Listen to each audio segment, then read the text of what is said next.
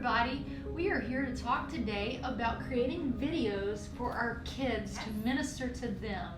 And so we have really had the honor for several weeks now to share videos with our kids, and now we want to prepare teachers to give that training, give the teaching themselves. And so what we want to start off by talking about is why would this be important for a church or for a teacher to make this commitment? Well, for several reasons. A lot of churches still are not having Sunday school, and we really need to reach to our kids. Your kids need to see your face. They need to hear your voice. They need to hear your ministry. And so it's really important, if we're not having Sunday school classes, if we're not meeting together, they need that communication from you as a Sunday school teacher or a children's pastor. They really do miss that communication. And even if you are having Sunday school, I think the realization has happened that virtual Sunday school can reach so many more people than just the ones that come to your class. There are children of divorce that may not be able to come to class every week. There are children who travel with their families, there's vacations, there's people that go out of state and then maybe they're off on some job and they can't come home, on a regular basis. There's so many different variables, but if we have some way to reach them virtually, they can tap in on a laptop wherever they are. If they're on vacation, there are families who can watch Sunday school together on Sunday morning, or even if it's not on Sunday morning, if it's a Monday afternoon, they can still tune in and still get that time with you. And I think it's really opened up the possibilities of what we can do with Sunday school. And it goes beyond just our four walls or just our small classroom.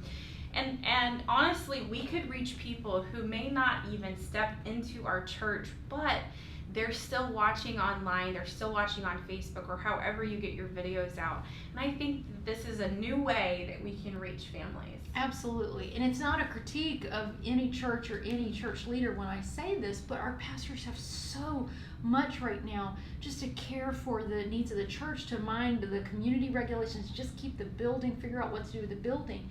I make that point to say it's the individual teachers and the children's pastors and leaders who really have to be getting up every morning thinking about our kids, because the pastor has so much. We've really got to take that ownership. Yes. We've got to make that step.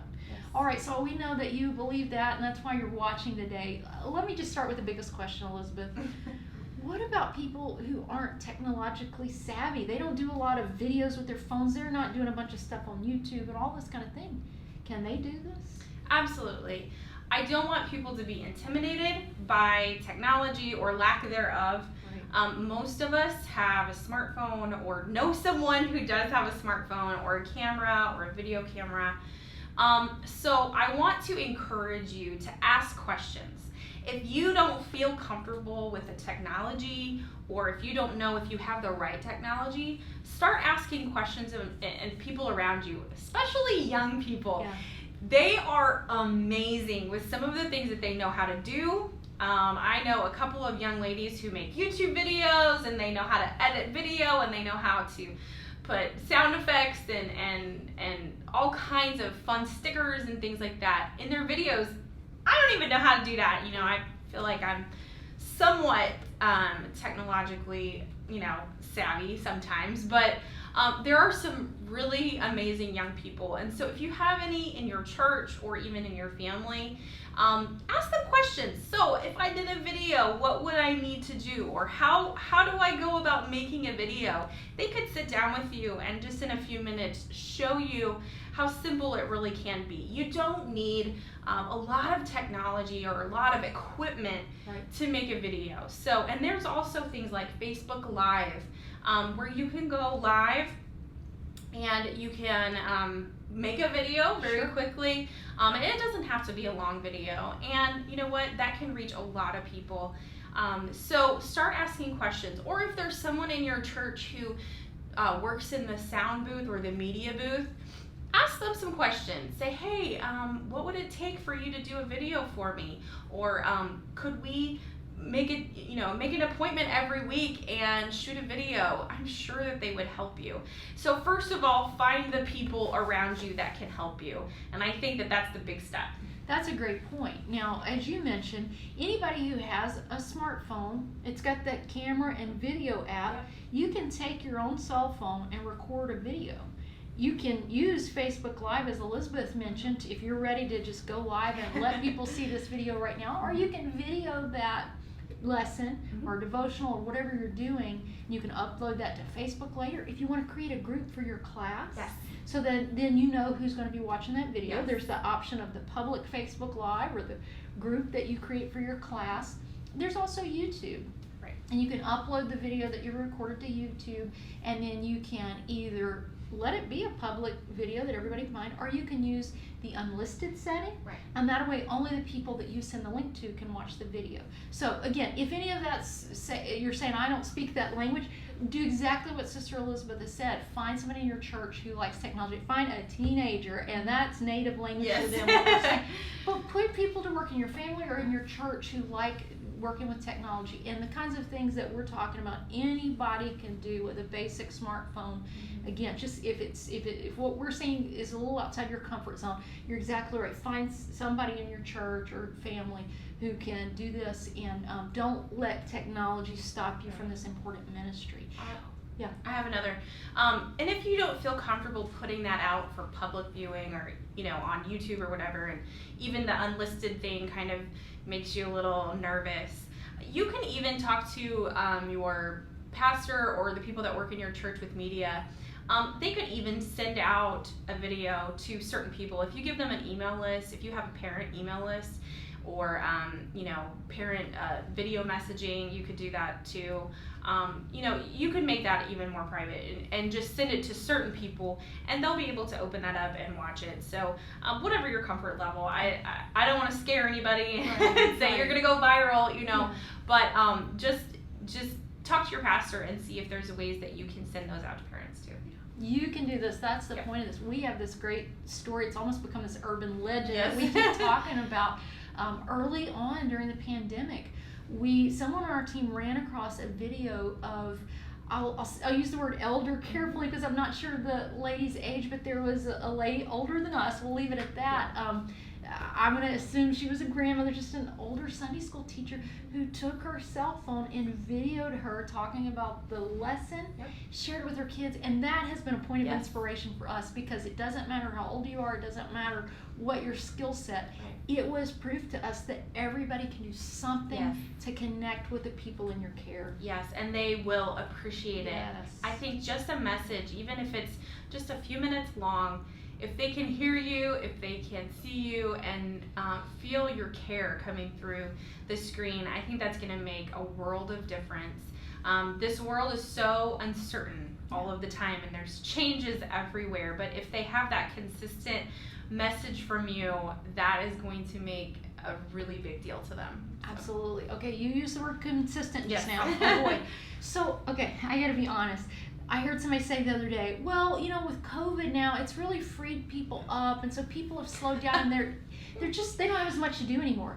And I kind of wanted to scream just a little bit, because I feel this busyness like never before, and maybe it's the extra pressures, maybe it is more to do for people in ministry, because this has added a lot to us. So we're probably talking to busy people out there who have a lot of other commitments. To be consistent with this, what do you recommend? Well, just like before, you were having Sunday school every week. You were studying your lesson every week. If you're not having Sunday school and you're not teaching your kids, what are you doing with that time? This is the time where you say, okay, this is what I can do, and I'm going to set this schedule every week. I'm going to film on Tuesday, and I'm going to put it out on Sunday, or film Thursday and upload on Saturday. Whatever works for your situation. If you want to get your video edited, add in that time. If you're just saying, I'm just going to take a video and I'm just going to upload it, make sure that is scheduled every week, because your kids are going to expect it.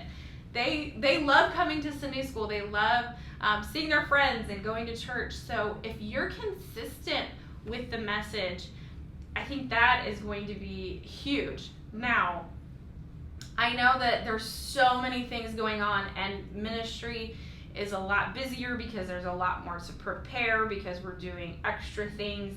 But if that's on your schedule every week and you listen, you guys are Sunday school teachers. You love those kids. That's all right. You love those kids, and they love you, and they need a word. I know that we're having church online, and some of us are going back to church, social distanced and everything, but they really need that word from you at this time. A lot of them are hearing scary things. They're hearing their parents being worried. They're hearing some people in their family are sick. And it's one thing for me to send out a blanket Sunday school, lesson and just talk in general terms. But when they know someone who loves them and who is praying for them, is talking to them, it makes such a difference in their lives, and it really could be the answer to what they're needing at this time. Oh, absolutely. Well, let's say that we were talking to folks who agree, yes, we need to make this commitment. And so maybe they're thinking right now of somebody that can help them with the video, or they feel comfortable to do it themselves. They've said, okay, you know what, that's true. We're going to set up Tuesday as video day, and they've made this commitment. All right, let's talk now about how do they go about preparing to push record on that video. What do they do to get that lesson ready to transmit to the kids? Okay, well, it starts like any other Sunday school lesson. You're going to get your lesson book out, and you're going to read through your lesson, and you're going to study your lesson. Now, the thing that I do to get ready for these videos that I've been doing is there's a Word document that is included in your digital resources. And these are just Word documents, Microsoft Word, that are the exact thing that is in your lesson manual. But the cool thing about the Word doc is that it's totally editable. You can copy and paste and cut and move and take things out that maybe you don't want to focus on. And that's where I go first. So I read through the lesson, I study it, I go to the Word, and then I ask Jesus to help me. Right. Because it's one thing to have a Sunday school lesson in person with kids, interacting. You can have them dress up in costumes, and you can have them find the Bible that's missing, and you can do all of these activities with them in person. But when it comes to doing a video, you don't have that interaction. So this is where we use our imaginations. And I know for some of you, that's second nature. You're just like, yes, I'm going to be able to do this. This is exciting. Some of you are very nervous right now because imagination isn't something that's second nature to you, and you may struggle with that. But this is what I tend to look at. Is there something that they can do at home that you can give them instructions to do while you're teaching the lesson? For instance, a couple of times I had them build with blocks as I was teaching. I had blocks and I was explaining it, and our wonderful helper Paula was building something as I was talking. They can do that at home. They've got blocks, they've got games, they've got toys. Try to find places in your lesson where there are things that they can use at home, objects found around the house. They could even dress up if you said, hey, go get a blanket and wrap it around your head or wrap around you like a robe. They can do that, and that will help them feel like they're participating in the lesson. So find spots within the lesson that there are things that they can do. They don't have to buy anything. They don't have to, download anything. These are just things that they have that they can participate in the lesson. So find ways that you can do that throughout your lesson. Then what I do is I try to make the lesson as short as possible. And I know we're used to creating a Sunday school lesson that lasts for 45 minutes or an hour. Please don't make your lesson that long. Kids have a very short attention span, and if they're not interacting and moving across the Sunday school class, they're gonna get really bored and kind of grumpy about it. So make it as short and fun as possible. break it up with a song, even if you have just a CD player or a computer there and you just hit play and it plays a song. You can get up and do motions. You don't have to do that, but make it as fun for them as possible. And some people have asked, how do you interact with the camera? It just seems like you're not talking to anyone. Guess what? You guys are going to be the best actors and actresses there have ever been, okay? This is where you put your acting hats on. Pretend that they're there. Pretend that you're talking to them. I know it's weird. At first, it was very strange to just be talking to a camera. But if you pretend that they're there, that's going to help them and it's going to help you. You're going to be able to feel a little bit when you're telling the story. So make it short, make it fun, make it interactive. And most of all, just get the main point across. I always pick out that Bible point or that life application, and I try to make everything that I'm talking to them about that. Some of those activities don't come across, you really can't do it over a camera.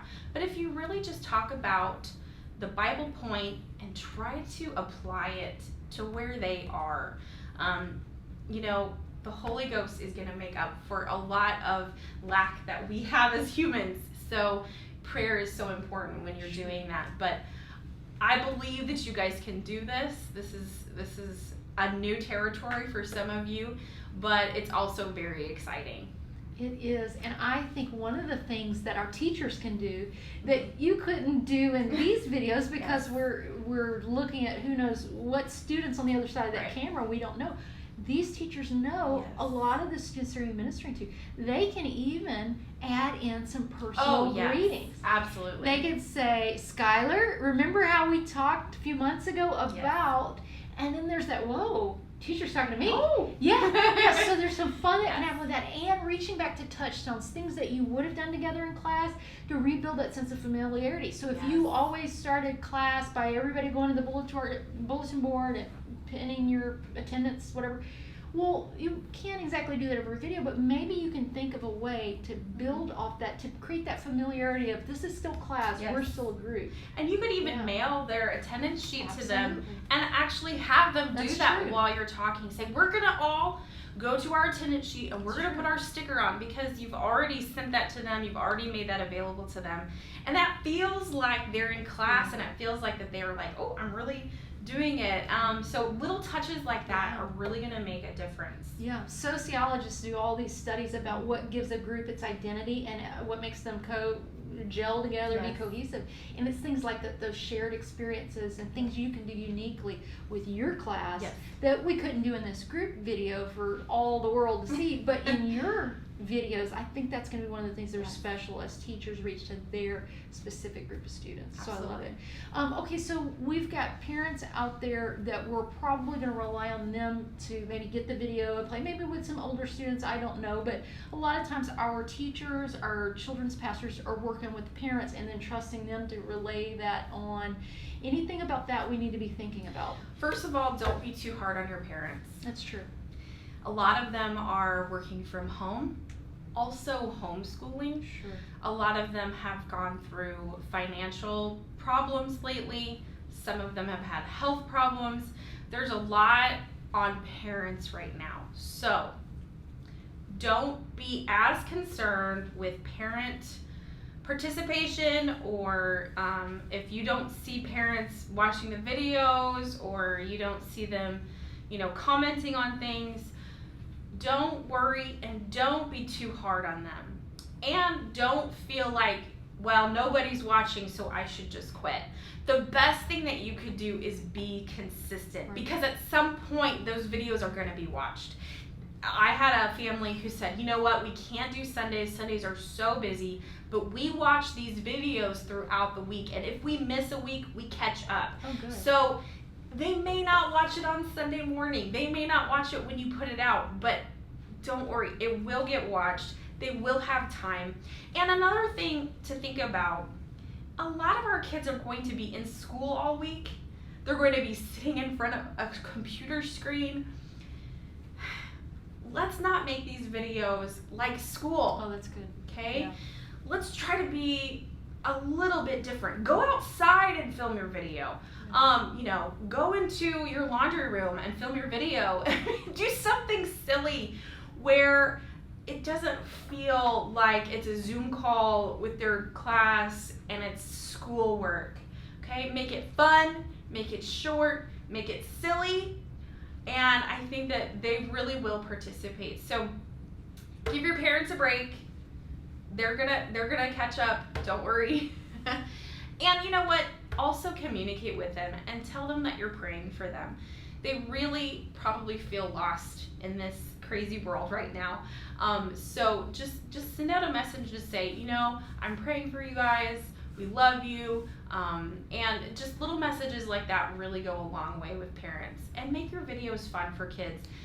They've been in front of a screen the whole week, so make it worthwhile for them. This really could be very exciting. I know we have to be careful because sometimes when we start something new, it feels maybe a little scary and overwhelming. And so there may be a part of us that goes, oh, I can't have Sunday school. I have to do this video. And we go down the list. But if we really look at this as an opportunity, yes, we have this opportunity to do something new and fresh and exciting with our ministry, yes, and open new doors, yes, to who knows what possibility. Absolutely. There's so much opportunity here.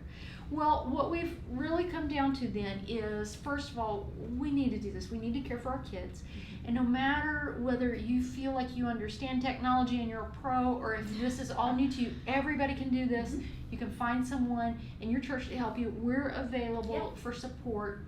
Calendar a time to make this a, yes, weekly commitment. Get this on your calendar. It's a given every week. At this day, you're going to do this. Be gracious to your parents and work with them and support them during this process. Mm-hmm. And this is going to be a wonderful opportunity. Any last closing advice to everybody about this new ministry? Most of all, just communicate with Jesus. Yes. He's got something special for you. He's got something special for your class, for your kids. And when you pray and ask God to give you direction, He will.